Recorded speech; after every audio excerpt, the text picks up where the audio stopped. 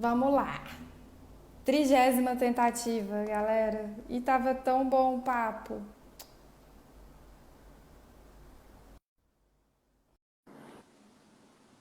Tá bom, Brenda. Mas vai dar certo, se Deus quiser. Tá conectando, vai dar certo.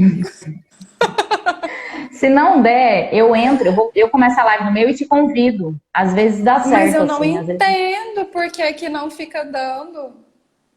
eu também não. Poxa, Tô desentendida. que sacanagem, né? Parece Pois é. marcação com a gente, cara. Ontem eu brinquei com a Luana que o Instagram não tá aceitando tanta beleza. Não tá. É muita belezura Ela- pro Instagram. Aí cai. Aí eu não entendo. A live da Anitta fazendo ginástica, um monte de live. Vai! Agora a nossa. Ai, muita gente querendo entrar nisso. Não, não dá. Voltamos. A Ipsidina. Vá. Querida Epsidina. Então, o que eu estava falando é que quando eu te liguei para trocar ideias sobre os artigos que eu tinha lido que falava a respeito sobre vitamina D que regulava a epsidina. E aí você comentou comigo Sim, que para a gente intoxicar animal é muito fácil com vitamina D, não foi isso? exatamente. Hoje em dia, para você fazer prescrição, que é do calcitriol que a gente faz, ele é em nanograma. Aqui em Goiânia, por exemplo, a gente não tem nenhuma farmácia que manipule em nanograma ainda, pelo menos não que eu saiba. E é uma coisa assim, se não for aquele proprietário que vai acompanhar certinho, aquele que você sabe que vai nos retornos, não adianta prescrever, porque o risco de intoxicação é alto mesmo. Entendi. Brenda, e eu já peguei alguns casos, alguns pacientes que foram encaminhados para mim com doença renal que desencadearam anemia hemolítica. Quais são as causas que podem ocorrer? Por que que a gente vê em alguns casos essa hemólise? E até anemia, em alguns casos eu peguei anemia hemolítica imunomediada por doença do carrapato, por erliquiose, né? Por babésia, que Uhum. consequentemente que esses pacientes pegaram. Mas eu já peguei também por causas de outros fatores. Explica pra gente por que que acontece essa lise dessas hemácias. Então, quando você tem um paciente renal crônico, você sabe que ele tem uma ureia aumentada. E quando eu falo ureia, na verdade, eu falo que é o representante da turma, né? Na verdade, a gente tem mais de 300 compostos nitrogenados relatados. O SDMA é uma vertente deles. A ureia é o que a gente tem de mais fácil acesso. Então, sempre imagina que se você tem uma ureia aumentada, você tem mais um monte de coisa que está aumentada e que a gente não vai ficar dosando tudo. Quando você tem um paciente em uremia, você aumenta a lise das hemácias. O pH, se esse paciente tem acidose metabólica, ele modifica e aumenta, facilita o rompimento dessas hemácias. Então, você aumenta a lise delas. Também é causa de anemia, né? Essa uremia, ela causa uma menor vida das hemácias. Então, uma hemácia vive aí numa média de 100, 120 dias. Às vezes, essa hemácia vai conseguir viver 80 dias. Não sei, estou colocando um número ilusório aqui.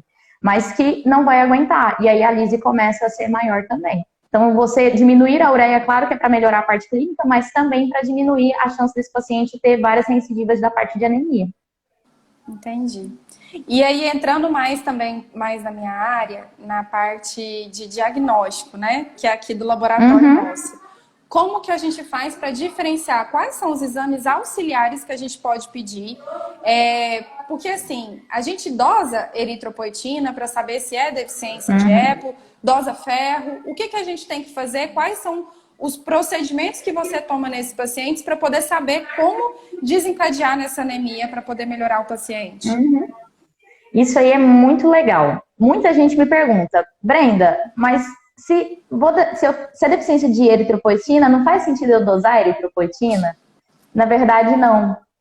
Quero que vocês pensem o seguinte, o renal crônico, ele tem uma perda de vasos, né, na região ali peritubular e tudo mais. Quem é que faz a estimulação da eritropoetina?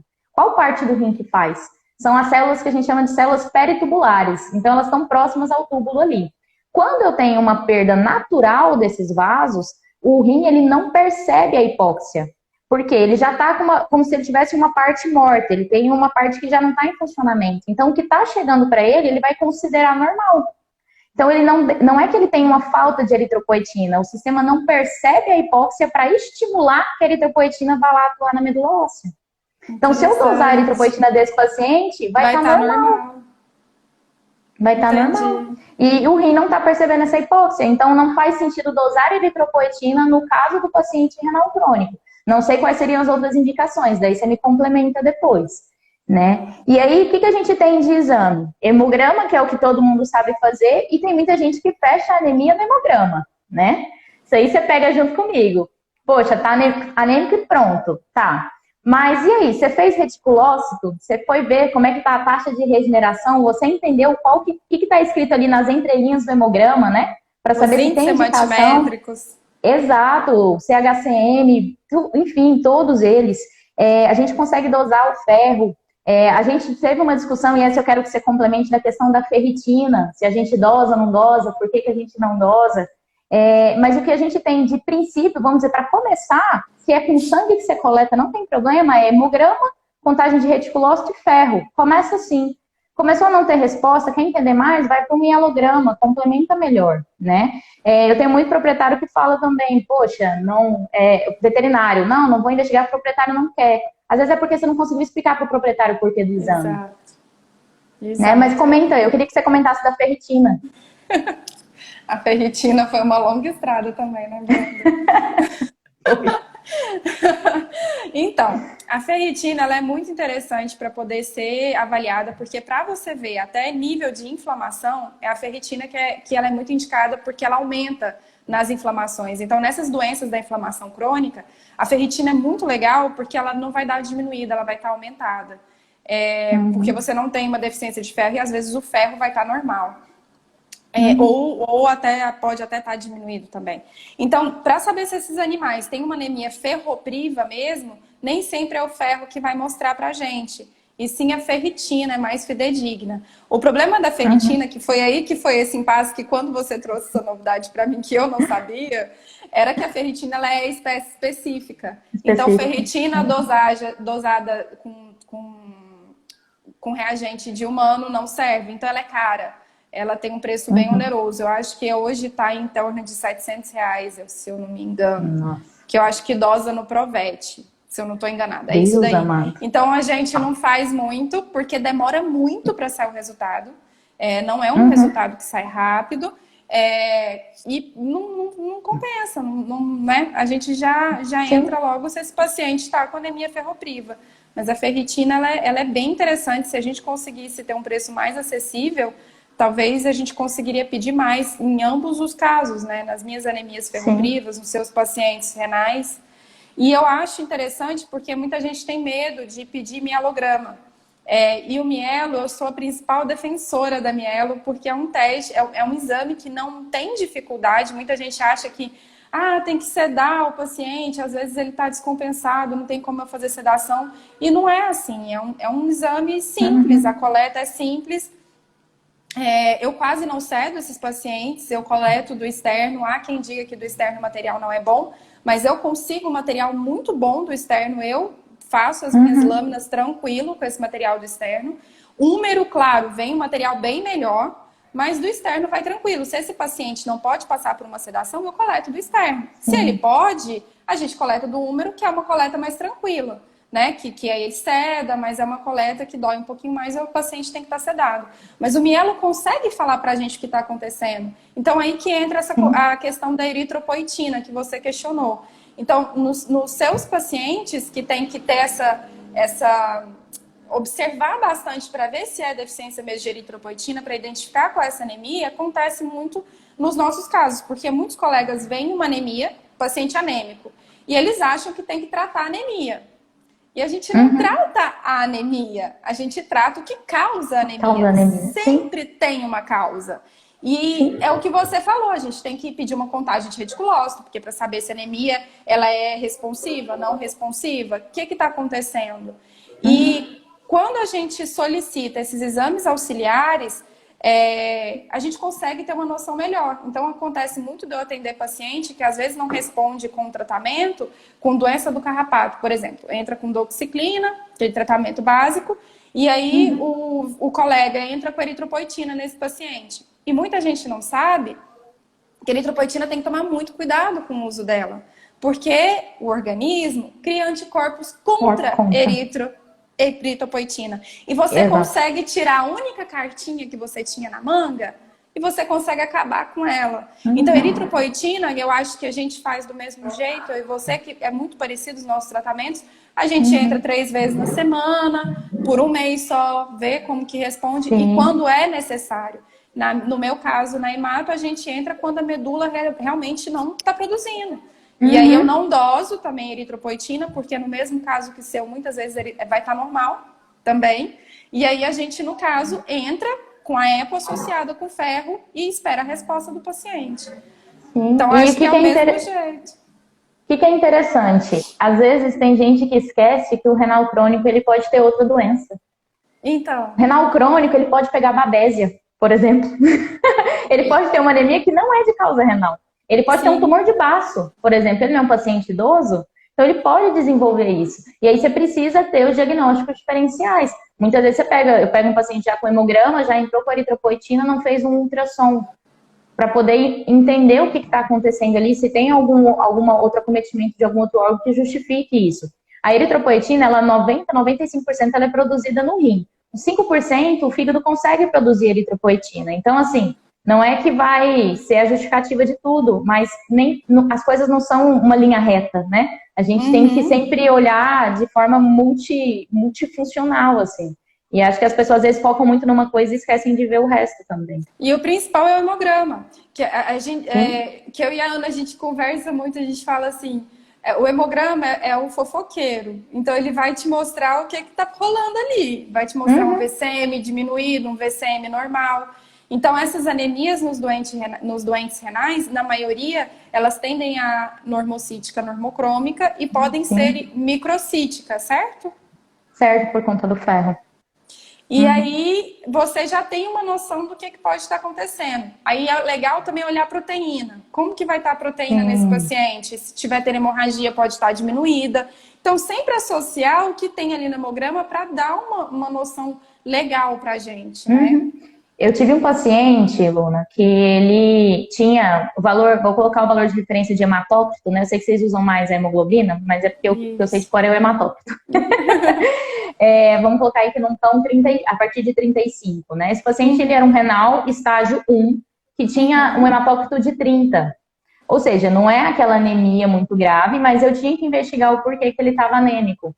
E aí, quando a gente fez os exames, né, que são, o meu padrão ele é o mesmo, independente se ele é um paciente estágio 1 ou estágio 4, a gente viu que na hemogasometria ele tinha uma acidose metabólica tremenda, bicarbonato 8, uma acidemia de 7,1, se não me engano, e ele pulando no consultório. Ótimo. E aí, o que eu fiz nesse paciente? Eu fiz reposição de bicarbonato, a gente estabilizou, esse hematócrito foi para 40. Só com isso. Eu tratei a anemia, eu não tratei a anemia, eu tratei o que estava causando a anemia, que era uma acidose metabólica, que foi do que a gente falou, da mudança de pH, que faz a lise das hemácias.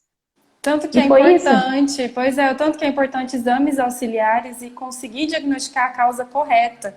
E eu atendi um outro paciente, que até foi paciente seu também, que era um bulldogzinho, que era, ele tinha doença renal, passou na mão de vários colegas, eram 5 colegas que tinham atendido ele e tinham visto, né, que já tinha no ultrassom alteração renal nesse paciente, provavelmente era congênito, ele tinha nascido com isso, e estavam tratando para anemia hemolítica imunomediada no paciente que tinha 3, 4 de create.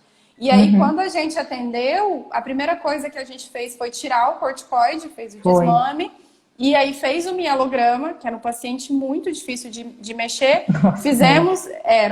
E aí a gente fez o mielograma, viu que estava diminuída a produção, e foi quando a gente resolveu entrar com a eritropoetina. E ele entrou com a gente com hemoglobina 3, e quando ele foi já para você estável, né, ele já estava melhorzinho, e nessa questão ele já estava com hemoglobina de 7. Então, foi só isso, a gente tirou o corticoide e entrou com a EPO, que era nesse caso, era deficiência de né, precisava de uma eritropoetina para conseguir recuperar. Brenda, eu queria que você falasse pra gente como que funciona essa reposição de ferro, porque esses dias eu fui questionada por uma... Minha mãe tá que bate palma. Minha mãe tá vendo a nossa live e ela falou maravilhosa. Já, que corticoide no rim, pelo amor de Deus. E aí, me questionaram sobre eu entrar com ferro junto com uma eritropoetina nesse paciente, porque era uma suspeita. Ele, na verdade, era um misto de coisas, enfim. E ela me questionou sobre entrar com ferro, porque ele tinha uma doença autoimune, e eu entrei com ferro junto com a eritropoetina, e que não sei o quê. Por que que a gente entra com ferro associado com a eritropoetina? Como que você faz essa reposição de ferro no doente renal? Tá, vamos lá. Uma coisa que eu descobri na minha especialização também, que bugou a minha cabeça, e eu vou repassar isso para vocês agora, é que a eritropoetina, ela não estimula a medula óssea, ela inibe a apoptose. Então, se a gente tem uma linha, não sei os nomes, você deve saber os nomes bonitos. Se eu tenho uma linha de 10 células, que vão se desenvolvendo, se nascem 100 células, dessas células, 70 virariam hemácias lá no final. Se eu tenho o uso da eritropoetina, às vezes ela consegue manter esses 70. Sem a eritropoetina, viraria 50, 40. Então, na verdade, ela não está estimulando aqui no começo, ela está ajudando na maturação, ela funciona no meio do processo, né? E aqui, o que vai ajudar a fazer esse funcionamento? A utilização do ferro. Então, a eritropoetina, ela não consegue fazer o metabolismo que ela precisa sem o ferro. Se você suplementar só com eritropoetina, vai chegar um momento que o organismo vai ter uma deficiência de ferro e ele vai parar de responder a eritropoetina, né? E aí você vai ter um tratamento que não vai ser efetivo. E aí você fala, pronto, ele não está responsivo mais à eritropoetina. E não é isso. Pode ser que você já tenha utilizado, você que está assistindo, né? Já tenha utilizado só a eritropoetina e falou, mas eu usei e deu certo. Que bom, o seu organismo estava com estoque de ferro. Mas pode ser que isso não aconteça, né? Então é só para frisar isso. Com relação à reposição, o que também vale lembrar é que a questão da ferritina, do armazenamento do ferro, a questão da epsidina que a gente trouxe, ela é muito envolta ali na região do interócito, né? Então, quando eu tenho um paciente renal que está tendo, às vezes, não diarreia líquida, mas ele está tendo perda ali na parte gastrointestinal, às vezes ele não está conseguindo armazenar um ferro que eu vou dar por via oral, por exemplo. Então, tem paciente que vai ser por via oral? Tem, mas a absorção ela não é igual do que pela via intramuscular, né? Porque justamente por isso, se a descamação da parede intestinal está acontecendo de forma mais recorrente, não dá tempo de fazer essa absorção correta do ferro, e os mecanismos que tiram o ferro de dentro da célula, eles estão atrapalhados ali por conta da epsidina, por conta do RIF, que a gente não chegou a comentar. Então, não é uma opção, o ferro oral é uma opção, mas eu não consideraria a melhor das opções. E, de novo, se for fazer o ferro oral, esquece produto veterinário. Esquece. Já me questionaram isso, que eu não uso. Doutora, por que você não usa veterinário? Porque vai olhar a concentração de ferro dentro daqueles que se dizem, né, repositores de ferro. É muito mais baixo do que o noripurum, do que o neutrofer que a gente tem na linha humana. Né? Aquilo ali ele é puro ferro, né? O proprietário anda de falar, nossa, ele já não gosta, né? Muito ruim e tudo mais. E aí, mais um motivo para a gente utilizar a via intramuscular, não é mesmo? E tirando que o oral também, dependendo do ferro que for, se for o ferro quelado, se for o sulfato ferroso, eles têm formas de administração via oral diferentes, né? Sim. Então, um é de jejum, o outro tem que ser depois da alimentação, então sempre tem que observar essa questão. Sim, meus pacientes, os que eu prescrevo, aqui a gente tem muita facilidade de achar o ferro intramuscular, então eu não prescrevo ferro oral. Às vezes, quando o proprietário, ou às vezes é uma anemia muito discreta, às vezes eu entro com o ferro oral, um paciente em estágio inicial, para ver se às vezes só a suplementação do ferro consegue normalizar os parâmetros, sabe? Entendi. Mas se for para associar com a eritropoetina, eu faço aplicação intramuscular porque é uma aplicação a cada 30 dias. É isso, né? Que eu ia te perguntar, é uma por mês, né? E assim, eu já vi 2 protocolos diferentes. Tem um que eles usam 0,5 ml por animal, ponto, independente de ser um pincher, de ser um Doberman. E o que eu sigo, porque, né, claro que tem referência, que é 10 miligramas por quilo. Eu uso isso. Porque para mim nunca fez sentido um pincher receber a mesma dose de um Doberman, né? São pesos diferentes, distribuições diferentes. E aí também vale você dosar o ferro. Por quê? Se você faz a administração de um ferro, se esse paciente não precisa naquele momento, o ferro que fica livre no organismo, ele é um ferro que vai liberar muita toxina, ele vai fazer mal para o organismo, ele destrói células. Então, não é também assim, então agora que eu tenho que suplementar, para que eu vou dosar? Eu já vou ter que fazer mesmo? E Não, tem que felino também acompanhar. segue essa mesma ordem de dosagem? Sigo a mesma ordem, tá? Felino ou canino, 10 miligramas Felino, por dia. canino. Porque assim, o felino, o que eles fazem muito é colocar uma dose estipulada, né? Muitos dos remédios que a gente vê de felino cão é tantos miligramas por quilo, gato é X. Por quê? Porque eles batem a média de que todo gato pesa 4 quilos. Quando eles fazem esse cálculo, não é que está errado. Mas se eu tenho um gato de 1 quilo até 7 quilos, vou dizer assim, a gente consegue fazer ele por miligrama quilo também e vai continuar sendo bem responsivo, sabe? Entendi. Bom, eu tinha marcado aqui também para falar sobre tratamento de eritropoetina, já falamos sobre isso. E não falamos da dose, né? Não falamos da dose. Qual é a dose que você usa da EPO? Eu queria complementar o seguinte, que hoje eu tô falando dele. É para você falar, porque eu não tô vendo ninguém fazer pergunta, eu queria perguntas. Mas o pessoal tá muito compenetrado. Ó, a gente tem a eritropoetina, que é a que tem de mais fácil acesso no mercado, mas eu queria comentar que existe a darboepoetina, né? A darbo, eu pesquisei o preço ontem para poder saber, para passar, porque eu sei que ela é cara. Eu achei um preço de 3.600. Caraca! Tá? Só que ela tem menos risco de causar reação como a eritropoetina pode causar. Ela tem uma melhor segurança de resposta do que a eritropoetina e ela é aplicada uma vez só na semana. Entendi. Então você paga caro, mas dura por muito tempo. Eu nunca consegui um proprietário que bancasse isso, né? E eu entendo porque é muito caro. A eritropoetina a gente compra a 80, 90 reais, só para dar o balanço para vocês. Mas alguns eu acho que tem tutores hoje que são tão preocupados, que querem tanto que o cachorrinho melhore, que eles topam. Hoje a gente está usando muito na rotina de... Eu e a Ana tem usado e teve ótima resposta em pacientes com anemia hemolítica imunomediada, a imunoglobulina humana, em que o frasco custa quase R$2.000. E eles topam na hora. Quando eu falo, eles falam, não, pode fazer o melhor. E eles topam. O que eu tenho, assim, dos pacientes que eu acompanho é que a eritropoetina ela vai respondendo bem até um certo momento. E aí, que nem a gente falou, o tratamento ele vai até 30 dias. Se até 30 dias, de forma correta da eritropoetina, você não teve resposta, você não vai ter resposta. Você tem que reavaliar a sua conduta, tem que ver o que está acontecendo. Eu já tive uma paciente, por exemplo, que a proprietária aplicava subcutâneo em casa. E aí a gente fez toda a orientação, mantém geladeira, né, puxa e tudo mais. E aí eu retorno e piorando a anemia. Falei, cara, mas estava... Eu jurei que ia dar certo, né? Fui recapitular com a proprietária. Ela tirava da geladeira, puxava na seringa, deixava a seringa até ficar em temperatura ambiente. Uns 20 minutos depois ela aplicava, porque ela achava que ia ser gelado pro gato. Aí não dava. Entende? E aí não dava. E aí eu falei, não, vamos organizar de novo. E aí deu certo. Então, assim, também o que parece óbvio, tem uma frase que fala, nada é óbvio para ninguém. O que é óbvio para mim, às vezes, não é para ti, né? E aí, a gente tem a questão da utilização. Então, de forma correta, com todas as orientações, a gente usa aí de 15 a 30 dias, né, para ver como é que vai responder. Depende da anemia, você tem que acompanhar desse paciente.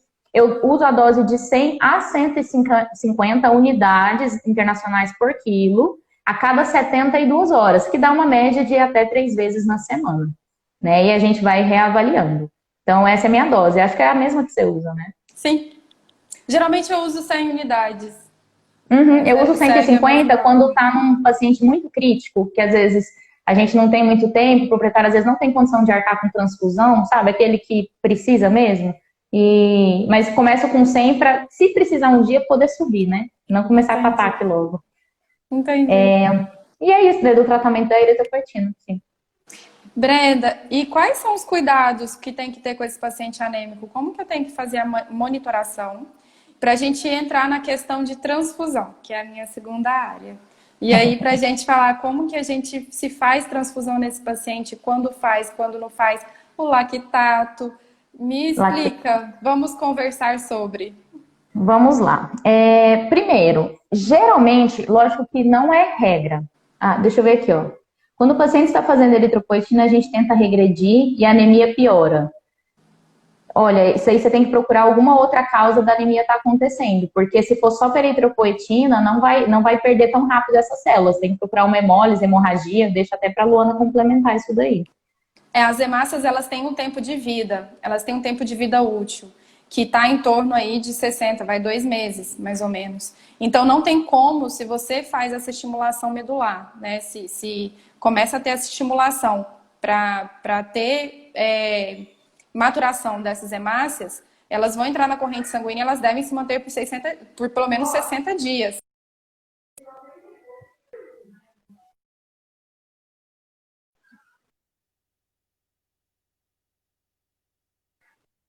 Uma queda em hematócrito. Então, tem outra causa, tem outra coisa acontecendo, não piora desse jeito. Sim. E aí que a gente estava falando com relação ao tratamento, né? Até perdi o fio da meada, gente. Desculpa. O que era? Não, do que era? Esqueci do que a gente tá falando, Luna. Eu tava falando de eritropoetina. Daí Depois você que a gente. perguntou.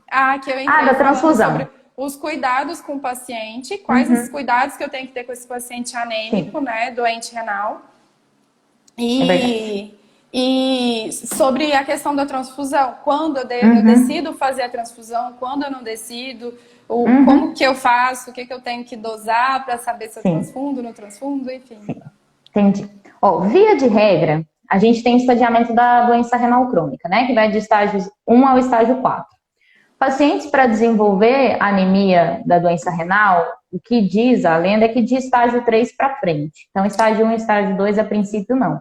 Mas eu comentei com vocês agora desse caso do paciente que era estágio 1 e tinha anemia, mas que era por conta de uma acidose metabólica. Mas para precisar de eritropoetina, geralmente eles falam de estágio 3 para frente. Nisso, o que eu preciso pensar é que esse paciente ele não está tendo só o problema da anemia, ele está tendo outras coisas. Então, ele é um paciente que precisa de acompanhamento muito de perto. Eu não vou falar para ele retornar a cada 6 meses para acompanhamento. Isso não vai acontecer. Ainda mais sabendo da meia-vida da hemácia e que talvez ele não tenha essa estimulação da eritropoetina, que eu tenha que, entre círculos, né, entre ciclos e ciclos, ficar estimulando ele para fazer a produção. Eu falo para esse paciente que ele tem que vir a cada 2, 3 meses, oriento o proprietário a ficar olhando a cor da mucosa, ver a questão da respiração, se ele está tendo qualquer tipo de perda visível na urina, nas fezes, no vômito, se estiver tendo. Eu tenho proprietário que é muito legal. No começo, a doença renal, ela é assim, é um choque na cabeça, né? Que é muita informação. Até para explicar no consultório, até hoje eu tenho dificuldade de entender qual é a melhor forma do proprietário entender a complexidade. Entendi. E aí eu tenho essa paciente que eu peguei ela, é uma shih tzu de 8 meses, que tem cistos renais. É como se fosse um gato com PKD. É um rim, assim, bem feio mesmo. Cheguei com 5 de create, 300 de ureia, e assim, proprietários que fazem tudo o que for necessário. E aí, a gente vai completar agora, se não me engano, 10 meses de acompanhamento. Essa cachorra tá ótima, super estável com 5 de create, muito pela dedicação dos tutores. E a tutora, ela sabe exatamente a época que ela tem que, às vezes, fazer o retorno antes, que ela fala assim, Brenda, a mucosa tá começando a ficar mais pálida.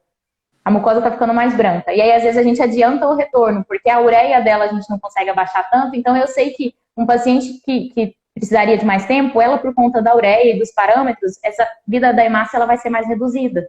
E a gente tem que fazer um acompanhamento mais de perto. Então, a princípio, a cada 2, 3 meses, nesses pacientes que são recorrentes, a gente precisa acompanhar. E aí, né, a transfusão, no meu caso, e eu sei que no seu também, é a última opção. Eu tenho um paciente que, às vezes, vem para o primeiro atendimento renal e ele está com um hematócrito baixo, ele tem sinais clínicos, e eu não vou ficar esperando a eritropoetina fazer efeito. A gente sabe que não é uma coisa do dia para a noite. Então, a transfusão, ela é utilizada para ganhar tempo, ela não é solução de problemas, né? E aí você vai conseguir falar isso muito melhor do que eu. Então, assim, a transfusão, ela é no caso final mesmo. Quando, às vezes, eu não tenho tempo para a resposta, ou esse paciente já se tornou refratário ao tratamento convencional. Entendi. E quais são os parâmetros? Porque a Ana está perguntando. Existe um gatilho transfusional no doente renal? Por exemplo, o que a gente fala na prática, né? Existe um quantidade de hemoglobina ou hematócrito que você fala assim, não, esse daqui eu preciso transfundir, ou vai pela clínica Não. do paciente? O que a gente quer do renal não é que o hematócrito seja acima de 35. Ele não segue muitas vezes a referência do laboratório. Se eu tiver um paciente com 28 para cima, eu já considero esse paciente estável, tá? Porque, como eu falei, a questão da chegada do sangue ali no rim, ele está com menos vaso. Então, não é que ele precisa da quantidade 100% do que um rim totalmente saudável precisaria.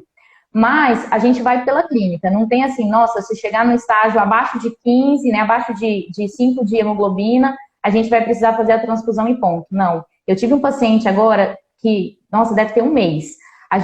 Ele estava com 8 de hematócrito, comendo. Não, super bem, super bem. A proprietária não tinha condição de fazer a transfusão, porque ela tinha feito uma transfusão recente no outro local, e aí não sei exatamente o que aconteceu, ele voltou com esse hematócrito de 8. Era um paciente, ela topou fazer os exames e tudo mais, mas a transfusão ela não conseguia arcar. Eu falei, olha, então vamos tentar a eritropoetina, porque ele está estável e é o que a gente tem, porque é uma transfusão aí, sei lá, 400, 500 reais, a eritropoetina 80, 100 reais. E esse bichinho respondeu e ficou excelente. Que Depois desse coisa caso, boa. eu fiquei chocada, porque eu falava assim, qualquer dia eu vou acordar com mensagem falando que ele tá passando super mal. De que agora ele sentiu que ele tá com esse valor de anemia, né? E esse dia não aconteceu. E aí Que ele respondeu bom. super bem. Nossa, eu Eu fico muito vi, feliz quando é assim. uhum, eu vi que a Raíssa perguntou com relação à anemia se sempre vai acompanhar o paciente renal. Não.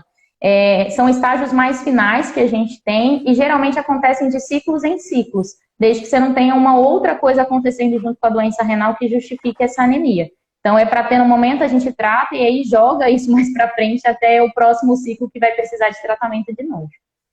Uma dúvida que a gente sempre tem, que é o que a Ana falou. A gente pega, às vezes, alguns pacientes com doença renal que eles parecem mais descompensados do que o normal dos nossos pacientes anêmicos. Meu e da Ana, por exemplo, das nossas anemias hemolíticas, das nossas doenças autoimunes, dos nossos casos de hemato aqui. E a gente pega, às vezes, eles um pouco mais descompensados.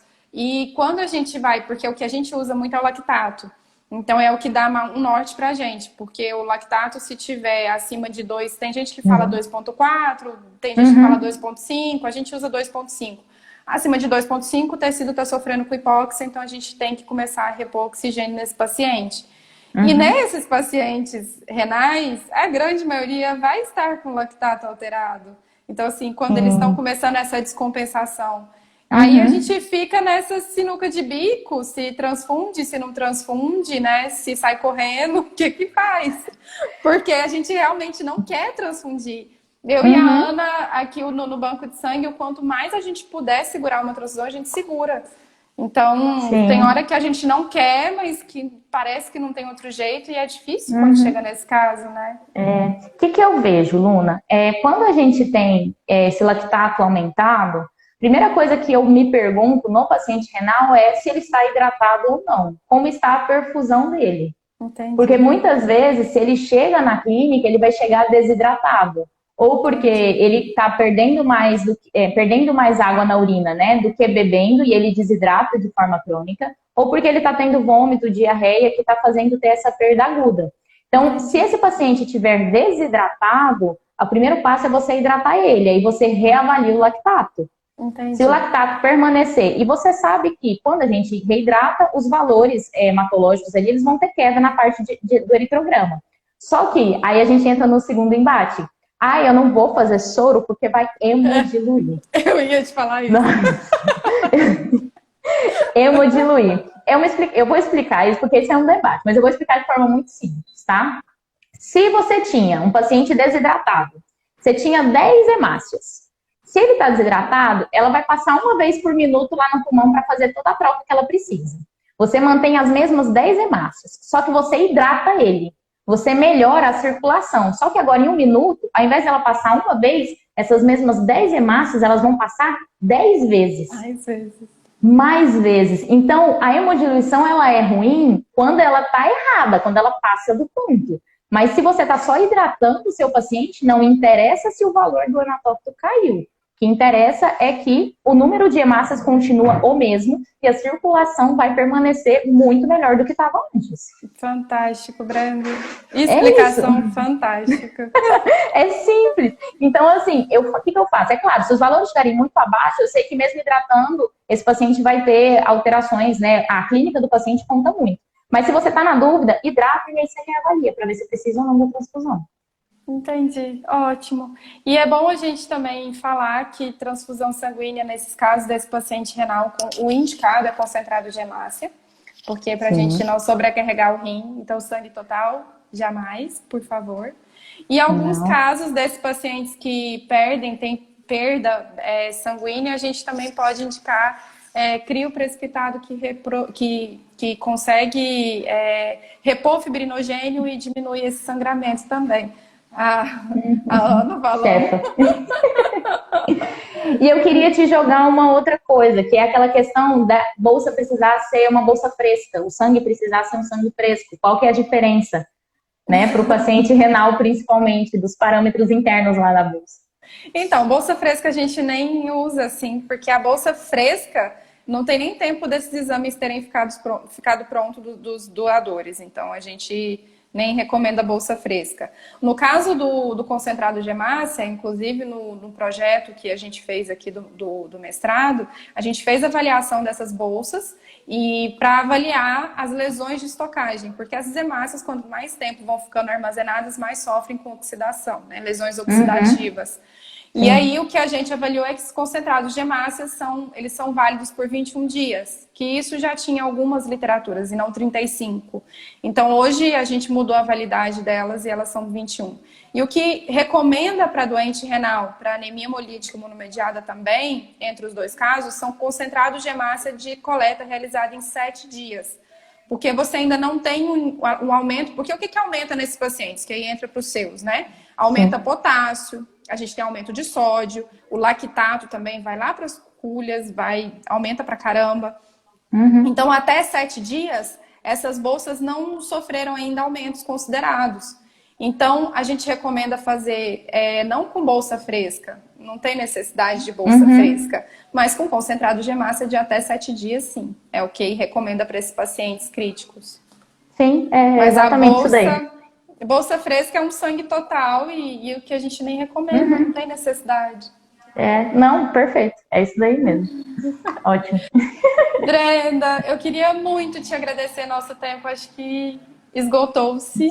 Deu 1 hora e vai cair a live e eu quero salvar ela. Sim, salva, por favor.